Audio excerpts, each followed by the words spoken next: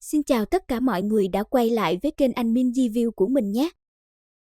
Cuối tập trước, sau khi biết được một số thông tin của Ngô Nhược Thu từ Khuynh Oản, thì Tô Diệp cũng đã đưa ra một số phương pháp đối phó với người này. Hiện tại, Tô Diệp vẫn ngồi trên chiếc ghế ngoài sân, nhắm mắt dưỡng thần, chờ đợi Ngô Nhược Thu đến. Lúc này, màn đêm càng ngày càng sâu, gốc cây huệ cũng đã lâm vào yên tĩnh. Bỗng nhiên có một bóng người xuất hiện trên tường đình viện, rồi hắn tiện tay ném hai cái xác xuống gần miệng giếng. Quan sát thấy đình viện hôm nay được quét dọn sạch sẽ, bóng người này liền lên tiếng gọi, Khuynh Oản, đình viện hôm nay có người ở sao? Nhưng mà chưa nghe thấy Khuynh Oản trả lời, thì một giọng nói khác đã vang lên. Người cuối cùng cũng đã đến rồi, Ngô Nhược Thu. Thấy có người biết rõ tên mình, dường như là đã ở đây đợi mình một hồi lâu rồi, làm cho Ngô Nhược Thu lộ ra vẻ kinh hãi cùng cảnh giác. Nhưng mà khi nhìn rõ người trước mặt chỉ là một thiếu niên, mà tu vi chỉ mới là bàn huyết cảnh, thì Ngô Nhược Thu đã bình tĩnh hơn không ít. Hắn đi đến miệng giếng để xem đám thi trùng kia thế nào, thì đột nhiên phát hiện bọn chúng đã biến mất hoàn toàn. Tô Dịch thấy thế liền nói, đám quỷ thi trùng của ngươi đã bị ta giết hết rồi, với lại ta cũng đang có chuyện muốn hỏi ngươi đây. Đang tức giận khi đám thi trùng bị giết chết hết, lại còn nghe Tô Dịch nói lời ngông cuồng như thế, làm cho Ngô Nhược Thu tức giận không thôi. Hắn hướng phía Tô Dịch nói, ngươi không đủ tuổi nói chuyện với ta, mau gọi sư phụ ngươi ra đây, không thì đừng trách hôm nay mạng ngươi giữ không nổi. Ngô Nhược Thu dứt lời, lại không thấy Tô Dịch có hành động gì, khiến hắn càng thêm tức giận. Trên người hắn, một cổ lực lượng tu vi tụ khí cảnh mơ hồ tràn ra, theo đó Ngô Nhược Thu thân hình chợt động, bàn tay hắn hướng phía cổ Tô Dịch chụp tới. Đối mặt với thế công của Ngô Nhược Thu, thì trong mắt Tô Dịch xuất hiện một bóng kiếm mờ ảo, rồi đạo bóng kiếm này hướng phía Ngô Nhược Thu lao tới. Bị đạo bóng kiếm kia đánh trúng, trong óc Ngô Nhược Thu giống như bị sét đánh vậy, thoáng chốc hắn cảm thấy ở xung quanh mình khắp nơi đều tràn đầy kinh khủng kiếm ý. Cũng đúng thời khắc này, thân ảnh đang lao đi của Ngô Nhược Thu bỗng nhiên trì trệ lại, cách Tô Dịch vừa đúng 5 bước chân. Nhân cơ hội Ngô Nhược Thu buông lỏng phòng bị, Tô Dịch một kiếm đâm thẳng ngực Ngô Nhược Thu. Bị một kiếm đâm trúng, cảm giác đau đớn truyền khắp toàn thân, đem Ngô Nhược Thu bừng tỉnh trở lại.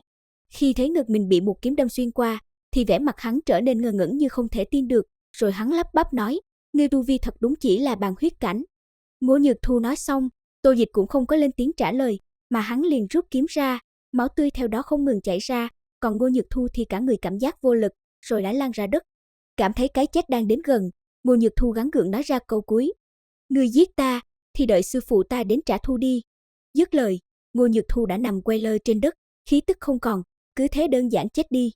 Xử lý xong Ngô Nhược Thu, Tô Dịch bèn hướng sang phía cây hoè nói, ngươi có biết sư môn của Ngô Nhược Thu không? Tô Dịch vừa dứt lời, theo đó từ trong cây hoè bay ra một bóng người, đó chính là Khuynh Oản. Do vừa nhìn thấy một màn máu tanh, nên khi nghe Tô Dịch hỏi, nàng chỉ lắp bắp nói, bẩm báo tiên sư, việc này ta cũng không rõ. Nghe Khuynh Oản nói thế, Tô Dịch cũng không có hỏi nàng thêm, mà hắn ngồi xuống kiểm tra xem trên người tên Ngô Nhược Thu này có gì đáng giá không. Sau một lúc, Tô Dịch chỉ tìm thấy trên người Ngô Nhược Thu 3 thứ là một cái hồ lô, một thanh kiếm và một quyển sách không trọn vẹn. Rồi Tô Dịch mở quyển sách này ra xem, thì ra trong đây hướng dẫn phương pháp nuôi quỷ thi trùng. Lật đến cuối trang thì phát hiện có mấy dòng chữ ghi, âm sát môn, sư tôn ông Vân Kỳ tặng đồ nhi.